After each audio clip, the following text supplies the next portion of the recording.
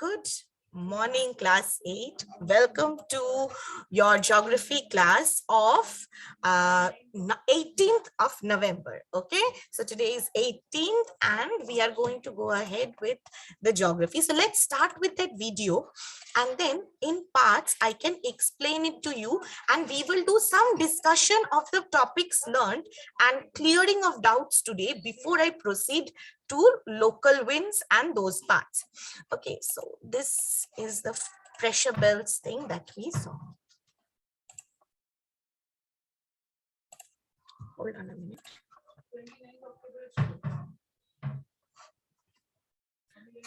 I hope the video works. In this video, we shall learn about the various pressure belts and wind patterns that have developed on planet Earth. While understanding the basic concepts behind the development of pressure belts, we will not take into consideration the tilt of the axis and the influence of land-water distribution. Equator divides the globe into southern hemisphere and northern hemisphere, and equatorial belt extend up to 5 degree north and 5 degree south. Equatorial region receives nearly vertical rays of the sun, and this heats up the air near the equator. When temperature increases, pressure decreases. So, along the equator we have low pressure, and we call this region as equatorial low pressure belt. The warm air starts rising up in the troposphere, and as the warm air is rising, the temperature drops. After rising up to a certain point, it stops rising upwards because it becomes cooler and it is obstructed by tropopause. So the air spreads out. The air starts moving in the southern and northern direction. As the air... This part is clear to everyone. We did this in class also. So always remember, air movement takes place at two levels. One is the lower level of the troposphere, one in the upper level of the troposphere. When air is moving, when there is movement in the lower level, we call it lower air circulation, lower level air circulation. When it is going in the upper level of the troposphere, we call it upper air circulation. Okay, so, and again, a very simple difference. If air is moving in a horizontal way, we call it wind movement. Windy day, whenever we are saying that it's a windy day, that means air is moving in a horizontal way. We can feel that, okay? If the air is moving up or coming down, upwards in the troposphere or downwards, we call it air current, okay? Now, equatorial region receives the maximum heat from the sun. Air becomes less dense, density of air is reduced. So from the equatorial region, air is going up. Hence, this region has a low pressure. This is a low pressure region. My headphone has low battery anyway. Air is moving, it becomes denser, and after a certain point, it sinks down to the surface. So, at around 30 degree north and south, we have sinking air. This sinking air is cool air, so it forms high pressure systems. These regions are called as subtropical high pressure belts because these regions lie outside the tropical region and at the same time adjoining the tropical region. The sinking air now moves towards north and south. So, along the equator, the warm air rises, spreads out, and cools and sinks down. In this way, it develops convectional currents. At the poles, the sun rays are very much inclined. So, we have cold air that sinks. These regions are known as polar highs. In the northern hemisphere, the air moves towards the south, and in the southern hemisphere, the air moves towards north.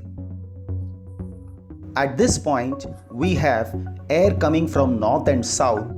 So at this point the air converges and rises up. These regions are known as subpolar lows. This is what I was explaining to you last day. So there are two winds that are meeting at the subpolar low pressure belts.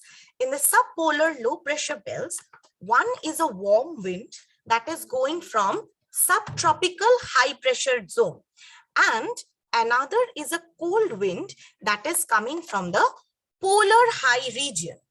This much is clear to everyone? Any question? No, okay, hold on a minute. My goodness, this will not let me take class. Do I have my charger here? It says low battery. It is going on saying that. Anyway.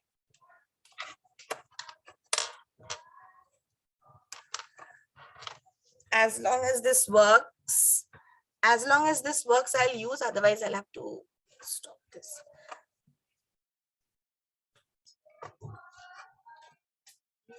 Can you all hear me? Connected. Thank you.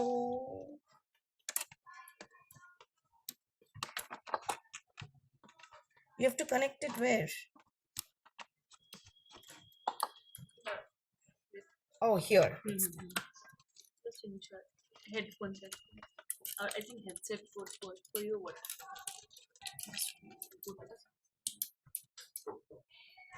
Just a minute.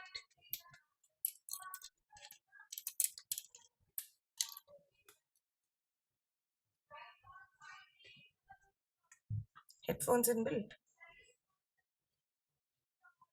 Hello. Just can anyone speak something? Just say something. Not yet.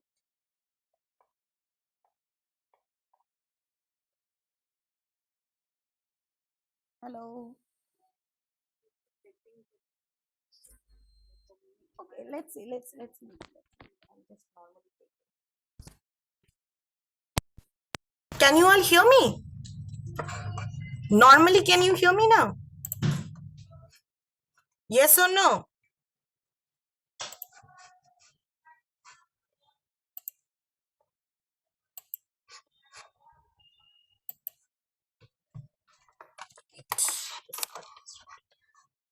Yes, can you hear me normally? Because I cannot.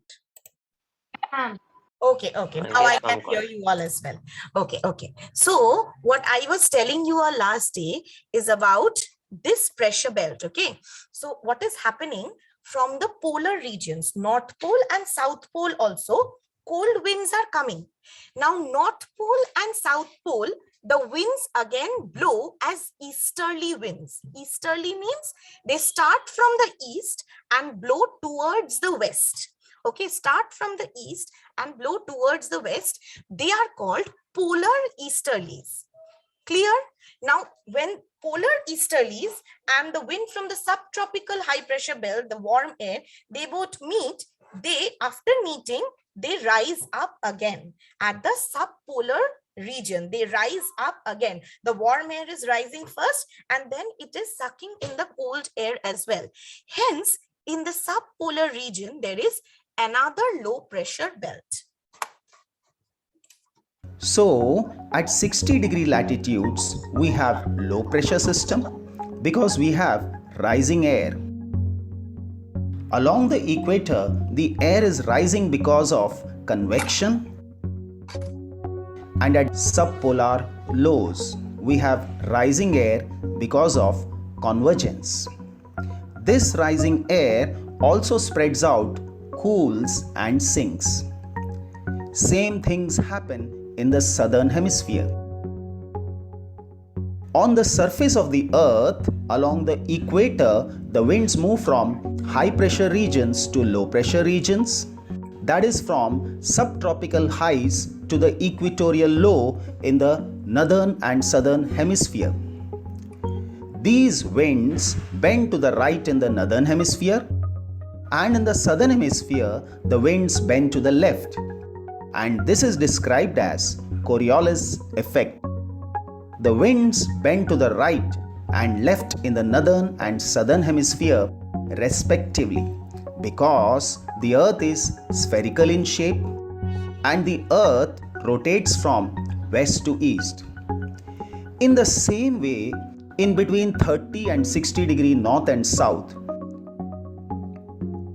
the wind bends towards right and left in the northern and southern hemispheres respectively.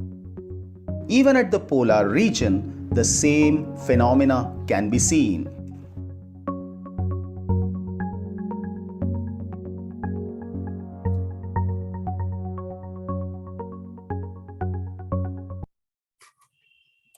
Okay, so I showed you this video in accordance with my explanation of the last class. Tell me who has any questions with these winds. These things, that is trade winds, westerlies, and polar easterlies or polar winds.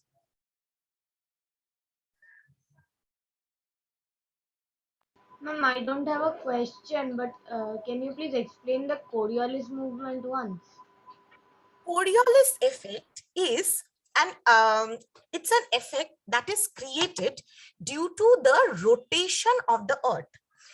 You know, the earth is a spherical body. Okay, now when any body is moving with a particular speed, you know, the earth has two types of movement. One is rotation and one is revolution. So when the earth is rotating, okay, there is a speed with which it is rotating. Now the earth is covered by a blanket of air, which we call as the atmosphere. The atmosphere is made up of what? This you have read in class 7, various types of gases. So, and gases have, you know, gases have molecules. Solid, liquid, gas. In you know that in solids the molecules are tightly packed. In liquids they are a little loose, and in gases the molecules are spread across. Yes, this much is known to all. Yes, ma'am. Now, when a body is rotating with a particular speed, it has a tendency of throwing things outward. You know, that is why I was telling you that if you have ever played this game as children where two people hold hands and they go round and round, the moment you leave the hand, if you suddenly leave the hand, you will see both of you move out towards two directions. Okay, so you tend to move out. Or if you people played with Beyblades, so if you put a handkerchief on a Beyblade, you will see the handkerchief will fly out away if the Beyblade is rotating with a particular speed. Now this is basically the Coriolis force, the tendency of the air molecules to be thrown outward. Why is it being thrown outward? It is being thrown outward due to the speed of rotation of the earth, that is called Coriolis force. But still, you know, these gas molecules, they try to spread out due to Coriolis force. But what is still holding it on together, you know, towards the surface? It's the gravity of the earth. The gravity is trying to hold it on while the Coriolis force tries to throw it outward. Now, due to this Coriolis force, winds do not blow straight. They don't blow from north to south in a straight way. Rather, they turn, their direction gets turned. This turning in the northern hemisphere, the turning takes place towards the right hand side. In the southern hemisphere, the turning takes place towards the left hand side. So you will never write the wind is blowing from north to south or south to north. The winds always blow from northeast or southwest or northwest or southwest, southeast. Okay, so we never say north to south or south to north. We use these directions: northwest, southwest, northeast. Okay, now is it clear? Yes, ma'am.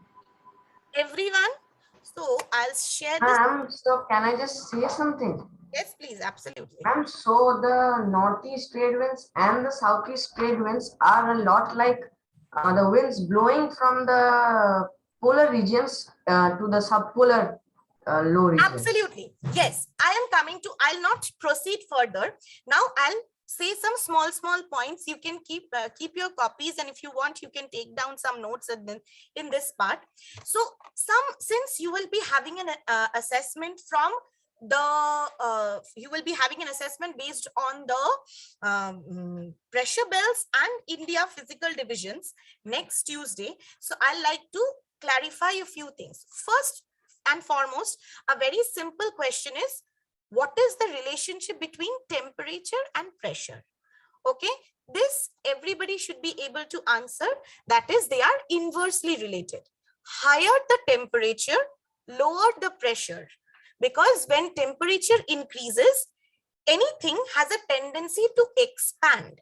So the molecules are spreading more, hence air is becoming lighter. So temperature increases, density decreases. This is one, and vice versa. This is clear to everyone. Now, if I ask you that, draw a relationship between temperature and the equatorial low pressure belt, what will you say? Could you please repeat? If I ask you this question, draw the relationship between equatorial low pressure belt and temperature. What is the relationship of the for the formation of the equatorial low pressure belt with temperature? And for high temperature, the wind rises. Absolutely. Why are you not confident? Yes, others. I want everybody to pay attention towards these things. So what will you say? You will say that in the equatorial region, this region receives the direct rays of the sun, maximum insolation or a lot of insolation. You know what is insolation from class 7? Incoming solar radiation. Then you will write this, that due to high temperature, the air becomes, the density of the air is reduced. The air becomes lighter and it rises up, thus creating a low pressure zone here. Is it clear? Yes, ma'am. Yes, ma'am. Yes. Now, another question can very easily be, why is this belt called the doldrums? Same thing, you will write, in this equatorial low pressure zone, there is very less horizontal movement of wind. Rather, there is vertical movement. You know, the hot air rises. There is vertical movement, hot air rises. Hence, due to the lack of horizontal movement of winds, this region is called the doldrums. Clear? Yes. Any question?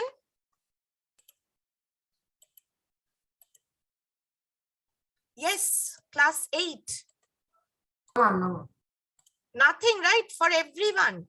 The ones who are staying quiet. Aniruddha, Himagno, all clear? Jitoshom? Yes, ma'am. Okay. Now there can be, when you go to winds. So these, another question can be, why are these pressure belts called permanent pressure belts? Because you will see that these pressure belts are more or less present throughout the year along the same latitudes, or almost nearly, near the same latitudes. They are present throughout the year. Hence, they are called permanent pressure belts of the world. They are now, this is one important question, that why permanent pressure belts? This is the answer. Now, if I ask you that in spite of the subtropical region having, quite a high temperature, why is this region still a high pressure belt? Why is it subtropical high? What will you say?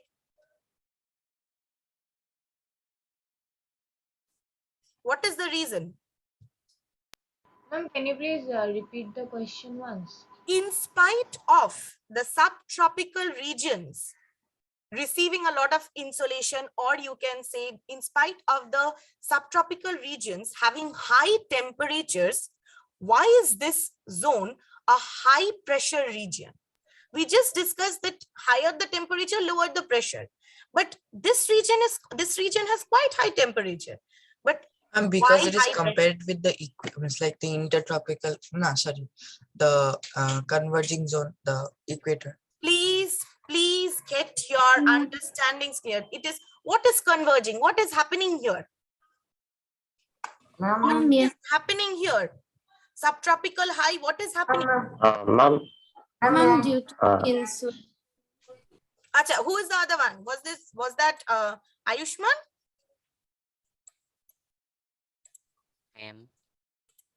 Who was that? Who started answering and stopped? What is the reason? ma'am, that was me. Oh, Yes, ma'am. Siddharth, yes. Ma'am, yes, ma'am. In subtropical high pressure belts, so when we see in the intertropical convergence zone, or when the hot air which rises and moves towards the pole, it obviously crosses the subtropical high pressure belts. So, despite insolation, uh, by the time the air reaches there, it becomes cold and denser and heavier.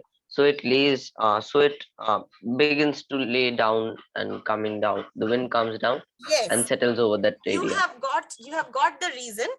The framing should be like this, that from the equatorial low pressure belt, the air that rises, by the time it reaches the tropopause, it gets spreads out. Now, by the time it is reaching the subtropical regions, this air is cold and heavy, and they sink down in the subtropical region. Due to the sinking, see here, in your study material only I'm referring, see, by the time the air reaches the latitudes around 30 degree, they become cool and heavy, for which they sink down. Now, since they are sinking down, this region becomes a high pressure region. Is that clear? yes, ma'am. Yes, ma'am. Yes, ma'am. Okay. So this is so you can actually write that though this region receives, this region has higher temperature, but due to the sinking of cold air from above, this region is a high pressure belt instead of a low pressure belt. Okay. Now, if I again ask you one more question from here, that in the southern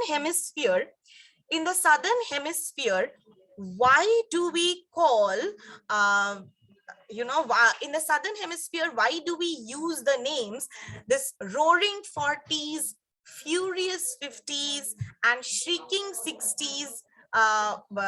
These names are used.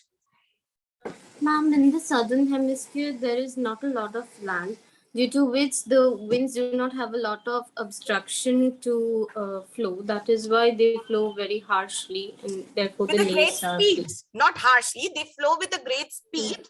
Yes, And therefore their names are kept like this, because they do not have any obstructions like buildings which usually occur in land. it is more Therefore- water bodies and very less land. So they blow with great speed, making a Ma'am, making a lot of sound. Making a making sound. a lot of sound. Exactly, making a lot of sound. Hence the name roaring 40s, furious 50s, and shrieking or screaming 60s. Understood? Yes. Okay. Now, one thing that I would like to say, this is from permanent winds. I will again tell you from permanent winds. Aurojyoti, what you were saying is the trade winds and the polar winds are quite similar. Yes, there is similarity between these winds. There is a little difference between these winds. The trade winds that blow, the trade winds are also blowing from eastern side. So they are easterly winds. Even the polar winds, they are blowing from the eastern side. So they are easterly winds. in between, in the temperate region of the earth, in the temperate zone of the earth. So frigid zone, you have polar easterlies. In the equatorial zone, you have trade winds. Okay, both are easterly winds. In between, in the temperate region, you have westerly winds which start from the western side. That much is clear? Yes. Now, if I ask you what is the difference between the trade winds and the polar easterlies, if that is the question, then you can definitely say that the polar easterlies are much colder. They are much colder. The trade winds are not, since they are coming from the subtropics, and the subtropics are not as cold as the poles, so these winds are comparatively warmer. Okay. Yes. Yes. Yes, ma'am. Okay. Now, one more question from the region of pressure belts. One more question from the region of pressure belts can be, why are the subtropical region known as horse latitudes? What will you say? Why horse latitudes? And due to the lack of wind in this portion, the sailors they face a lot of difficulty in moving. Therefore, they threw the horses in the sea, which they traded to make their ships lighter and move. Absolutely. You will say this region is a belt of calm because cold air sinks in this region. Everybody must mention this. Cold air sinks in this region. So there is lack of horizontal wind movement. Hence the sailors found it difficult. So they threw horses in the ocean to make the boats lighter and so that they can go the rest part, as you said. Okay, so when you are talking about horse latitudes, if I ask you why horse latitudes, then you have to first mention that this is a belt of calm because the air is sinking in this region. Is this clear? Yes, ma'am. Okay. Now, one more thing that I would like to ask. Okay, this fact you all know. If I ask you that winds always blow from which region to which region? High pressure. High pressure to low pressure region. Absolutely. High pressure to low pressure region. So we will always find that winds are moving outward from subtropical high and polar high. They are always moving outward and they are moving towards equatorial low or subpolar low. Okay, so from subtropical region and polar region, winds are always moving outward. Okay. Now, in the pressure belts region, okay, we are left with this concept of shifting of pressure belts. This I will explain it to you in detail in the next class, why shifting of pressure belts takes place. Okay, one more question that I was thinking of.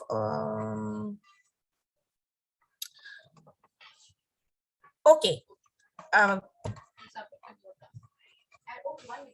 Yes. So if I tell you to draw this diagram, and ask you to label, I can give you, read the question properly. If I ask you to label, suppose only the high pressure belts of the earth, which ones will you label? Polar high and Subtropical high. Polar high and subtropical high. Will you do it only in one hemisphere? No, ma'am, both both the hemispheres. You hemispheres. will be doing it in both the hemispheres. Okay. Now, if I ask you that which winds blow between subtropical high to polar low, what will be the answer? Ma'am, West Indies. Others? Show to Westerly wind. Westerly winds confirmed, not trade winds. Ma'am, by the way, it's on the screen, so. Yeah, I know, but I just want you all to tell me, confirmed? Yes, ma'am. Yes. Confirmed, these are westerly winds. Okay, now if I ask you, in the northern hemisphere, why are these winds blowing from southwest to northeast direction? The direction part. Yes, if I ask you why are these Because- winds blowing from southwest to northeast direction? Because of the Coriolis effect of the earth. Because of the Coriolis effect of the earth, but this is an incomplete answer. Then